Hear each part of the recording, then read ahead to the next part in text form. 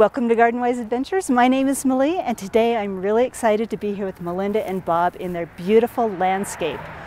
Now, just tell me a little bit about yourselves and how long you've had this landscape and how it got started. Oh, absolutely. So we actually moved into this house 3 years ago, and it was all grass. It was about an hour and a half to 2 hours, 2 times a week to mow it. To mow, edge, trim. Job, right? Yeah, exactly. And we literally spent no time in the yard, right? Because it's just grass. No reason for all this grass. And also we live on a busy road right here. And so we wanted to create a little privacy in our front yard. So we decided it was time to change the landscaping. In our research, I learned about the Localscapes program. Yeah, so you have a localscape then. So this one's a localscape. This is a Localscape. Yep. And we put it in just last year. So this is year 2. This is good to know so people can see what the newer landscapes look like. Yes, so this is new, and you know, I just have to say, just watching it come in this spring and watching how much everything had grown from last year was amazing. Yeah, and then you've got more to come. You've got the fall and summer and yeah, all of that. Oh yeah, and things continue to just grow and change and come in over the season, and it's just amazing to watch. So you did have a designer do it. We did, and probably the best money we spent, honestly. So we have Michelle Coker. She's amazing. Love her. Yep, so she did it, and we were just thrilled with the design that she came up with, and she did it quickly for us because we had an expedited time frame, and it was just a great experience. Let's look at your design. Let's start at the front yard first, and you guys are going to love this. It's amazing. So really quick, who did the install? We did. You did? Yeah. It's going to be fun as we go through to show people what people can do when they put their mind to it. Quick highlight, so we did hire out a little bit. The things we hired out was the grass removal and the setting of the boulders. Right. And then we did all of the mulch, all of the drip irrigation, all of the planting, putting in the dry creek beds. All of that was done by us. So now I do have one other question now that I have you two together here, because I very rarely get a couple here together. One thing that I've heard, and I didn't ask you this before, so this is going to be right off the cuff. A lot of couples say that they run into problems with, you know, like your ideas and then meshing them. Did you guys have any issues with that? Not really. I mean, I'm good at creating the structure, and she's good at designing what plants to go where, and I don't have like strong feelings about that. So I was like, I started to dig the creek bed and put the blocks in around the sitting area and things like that, and I hauled the mulch, and you know, so it was definitely a joint effort. I love that.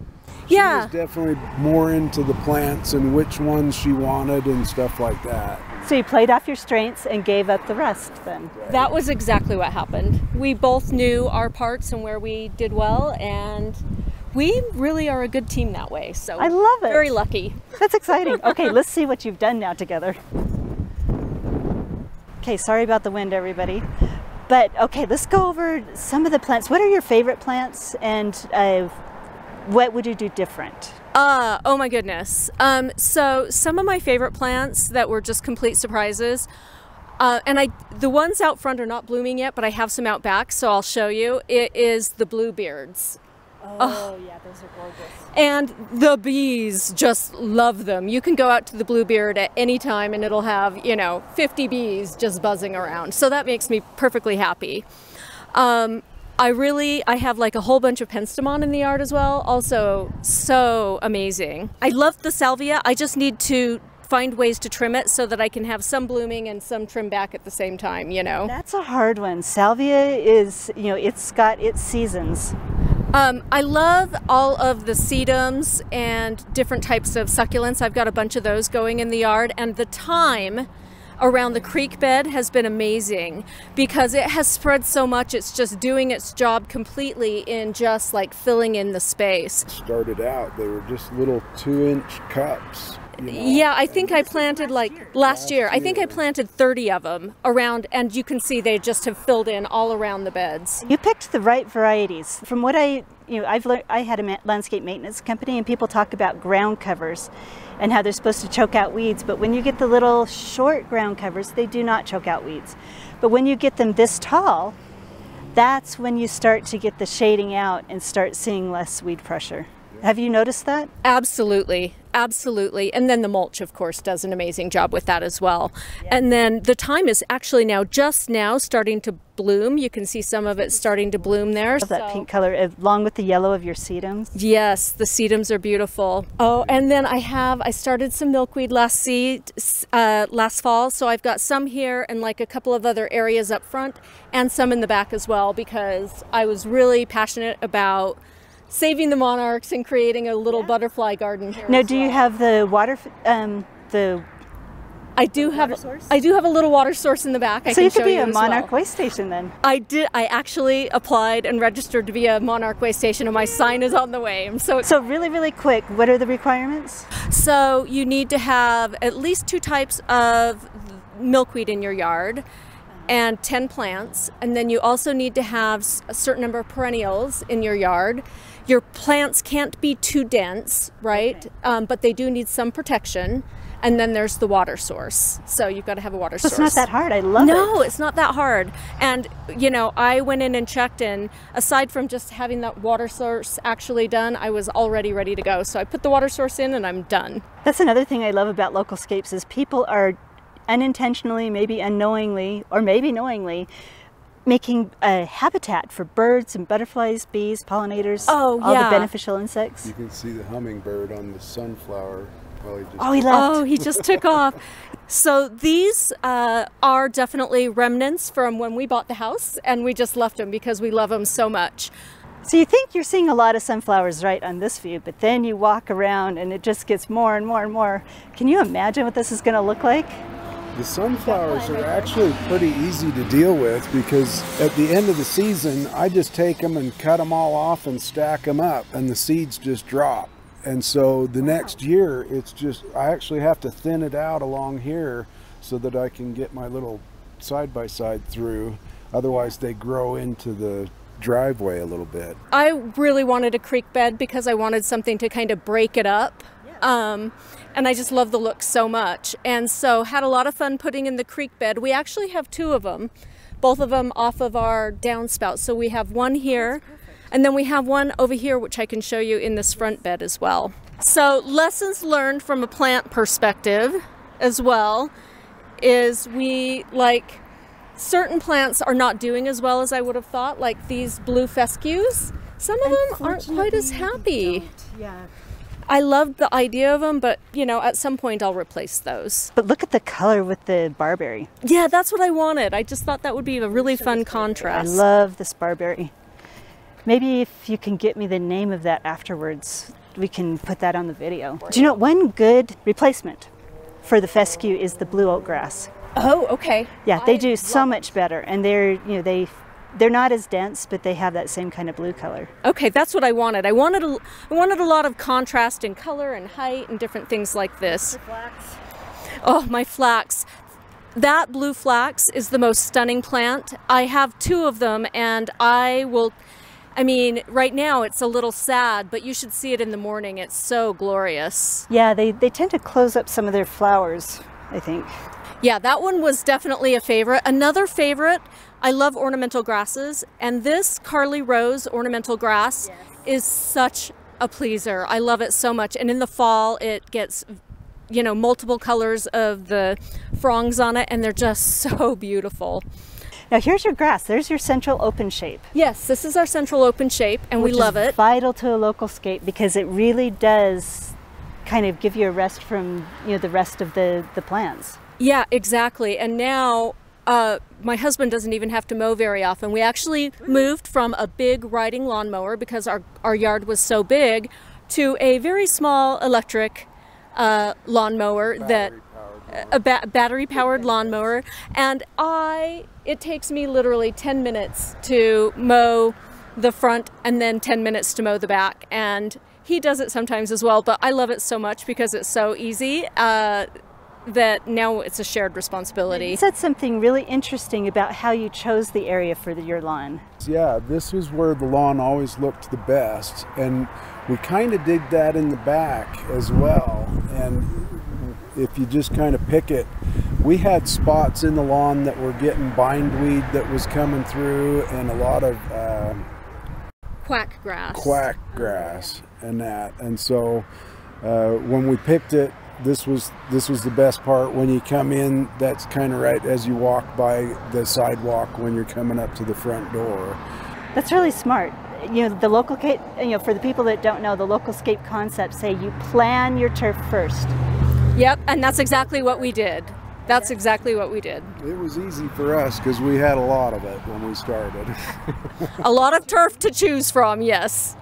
Another thing I just want to call out here is these nifty little trees here. And so this is actually called a Chief Joseph lodgepole pine. Oh, that has the gorgeous yellow winter color. It has the gorgeous yellow, fluorescent yellow in the winter. And so I bought 2 of them. They were spendy, but so worth it because I was really, really interested in creating winter interest.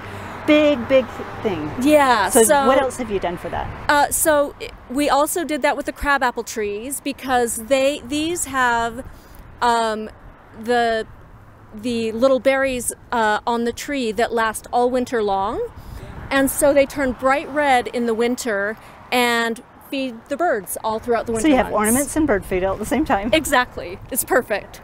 So doing different things like that. And then the other thing I thought about from a winter interest perspective was the dogwood. It's a red twig dogwoods out front, and so you get the red twigs in winter as well. So now, did that last winter, were you able to see that effect? yeah, we were to some degree, but they were brand new plants, so I think this winter it'll be even better, right? And that's the best part about it, is every year it's going to change, every year it's going to get better. And have you noticed, like, maybe there are some things you would have done different, and what have you done about it? Yes, definitely. So some bad planting decisions.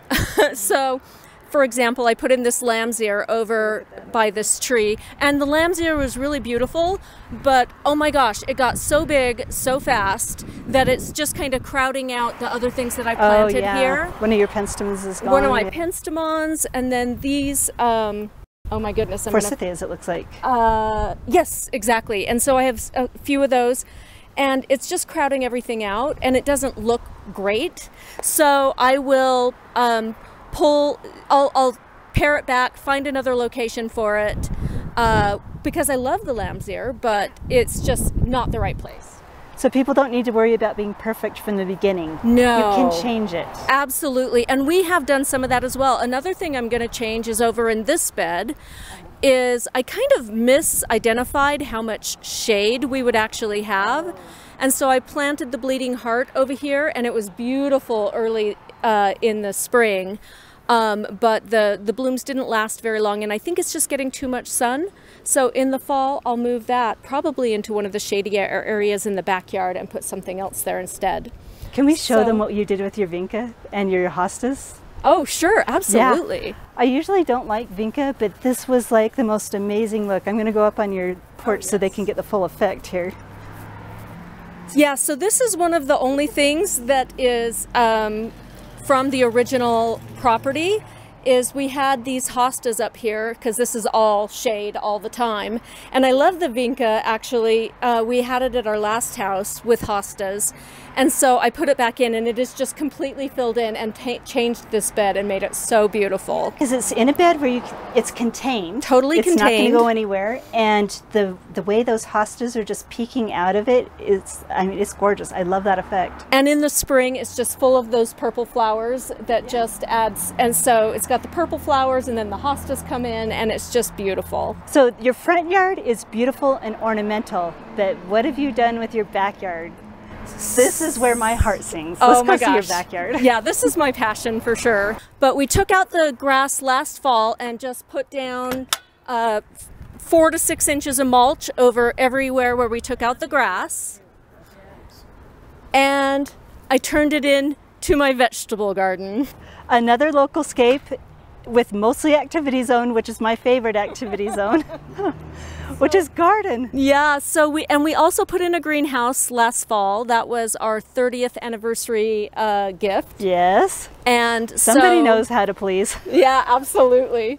So I started growing my seeds in there about mid-March. And so almost everything in here has been grown from seed. And so basically, as soon as I could get out here, I started planning the shape of the garden where we were going to put everything, and also just putting in the drip irrigation system. Okay, now I know one question everybody's going to have is, this was just done last year and it's over where lawn was. Yes. How often are you out here maintaining and weeding? Oh my gosh. So we almost never have weeds back here. Since we put down the mulch, and let's just also clarify that before we did this, there were flower beds that were already back here along that back fence, and it was a total weed fest. I would start weeding and I'd get all the way around, and by the time I was done I'd have to start again. And that'd make you not want to go out into your yard. Oh. It was tough because it was a problem. And when we started on this, I was super worried about the weeds because I was thinking, if we open all this up, it's just going to be a huge problem. And the mulch is amazing. I mean, if you're getting the weeds through it, it's just not thick enough, and you just need to add more mulch. So how thick is your mulch? Our mulch is around 4 and sometimes a little bit thicker. Okay. I need to do more in the front. I haven't put more on yet for this year, but we try to keep it at least 4 inches because that keeps the sun from getting through to start the seeds from the weeds. And if you do that, you're not going to be picking that many weeds. And the other thing, yeah, exactly. And that's the same concept with our garden, which is a no-till garden, right? Yeah. We don't till at all because you don't want to till up those weed seeds. And so we just simply dig down from the mulch, dig our hole, and then plant from there. And the only weeds I have a problem with is there are a few areas where I get some bindweed. In fact, if you come over here, show us how you do that, because you have a great method of getting rid of those. Yeah, so I have a little spot of bindweed that is here, right here. And so basically what I do is I have a little, what would you call it? Dandelion digger. Yeah, with a little fork at the end. Yeah, right? with a little fork at the end. Yeah. And so I just dig down all around it, and I pull up the bindweed until I can feel it break loose. So you're not trying to break the stem, you're just trying to get down underneath it enough so that it just comes right out. Okay. And so I just want to say that this area right here, this gravel area, last year was infested with bindweed. But I would come out a few times a week and take 10 minutes and do that same process. Much harder in rock. I'm not seeing weeds in there. Exactly. Yeah. And I haven't pulled bindweed out of there in 3 weeks. There was a little bit that had started at the beginning of the season. I got to them early. I probably did it for about a month, and I haven't had any come back. While I'm out here, then I'm also like inspecting the tomatoes and looking at the flowers. Especially in my yard, I do, even when I had my landscape maintenance company and I was out 10 to 11 hours with my crews, I would come home and wander my yard. Right. Because that's where I relaxed. And have you found that since you've changed it? Oh yeah, I spend so much more time in my yard than I ever did when it was grass. I spend my time sitting in the chairs over there just relaxing. You're not mowing? And You're not weeding? mowing, and we've got a hammock over here. I noticed that. I love that. We like to spend time there. I'm going to set up my other one because then we can do both of them at the same time. Yeah. And both be out there. But see, this is another reason to change it out. People say lawn is so much easier. No. Would you agree or disagree now that you've done both? No, I totally disagree because, like I said before, I used to spend 2 hours doing it, and I would do it 2 times a week because if you didn't, then it would be like 3 or 4 hours because you'd have so much that you'd have to rake and do all that. I had a riding mower as well, and even with the riding mower, I was spending all that time. So. But you can still have your lawn, because look over here. Look how gorgeous that is. Yes, and I'll bet you don't come out here and look at it and hate it. No, I don't. No, now we love our yard. We just love to come out here and just spend time. In the front yard, right, all of the plants that we've put in are xeric, and so they only need to be watered every 1 to 3 weeks. And so, you know, you can only set the timer to go once a week, and so I look at things, and if everything looks good, I just cancel for the week so that it can just like skip. And it's just amazing to think of how little we water now compared to what we used to. Yeah. So I think we're just starting to see the benefits of the water savings, because it's, you know, it's only really been one full season in the front, and we've just started on this in the back. So these, you've watered this little, and these are plants that are not quite established yet. Right. You said that you've varied a little bit from the design with the plants. How did you choose plants? So the biggest challenge for me, frankly, was, you know, landscapers can give you a design, but it doesn't mean you're going to be able to find those plants. Exactly. So that was the biggest challenge, and plug for Progressive Plants because they have their inventory online. Yes. And so that was a big factor for me. Like, I knew kind of, so I just go in and I'm the research queen. And so I just started researching types of xeric plants and bushes, and finding things that I liked. And so I'd just write down the list of things I'd liked, and then I'd go find what was actually available at different nurseries. That's so hard to marry those two things. It was hard. It took a little time, and I did it slowly over time. It's not like, you know, I went and picked out 500 plants all at once and got them all planted. I did this little area here, and so I'd pick out a few plants for this area, and then after a while I'd be like, ooh, okay, so those blues are pretty. Now let's put a little red barberry behind them. And so I went and searched the types of barberry that they had available and picked my favorite and went from there. Yeah, so but that you brought up a really, really good point, that it's actually not wise to go and buy everything at once and throw it all in the ground, because that's when you start having to replace plants. And so just doing it a little area at a time really allowed me to kind of dial in the look in this area, and then I just didn't worry about anything else. As I was talking about plants that I just love, here's the bluebeard. Oh, and here is my little dish for my... Oh yeah, so it doesn't have to be a large, expansive water feature. Nope, but I'm actually going to add a few of those around. So, but so more bees. See, look at all the bees on the bluebeard already. Yes. But I'm also mixing in a bunch of plants that are pollinators around in the flower bed. So I've got salvia here, I've got bluebeards here, I'm growing some catmint from seed in the greenhouse. I've got one catmint at the end here that I just grew and just planted. So I'm just going to keep putting the flowers throughout here to attract more pollinators to help pollinate the garden. Well, thank you so much for doing this. I love it. Your yard is gorgeous. You have a lot of excellent ideas. And as you can see, I mean, you're not landscapers, right? No. Do you have No. any of that kind of experience at all? No.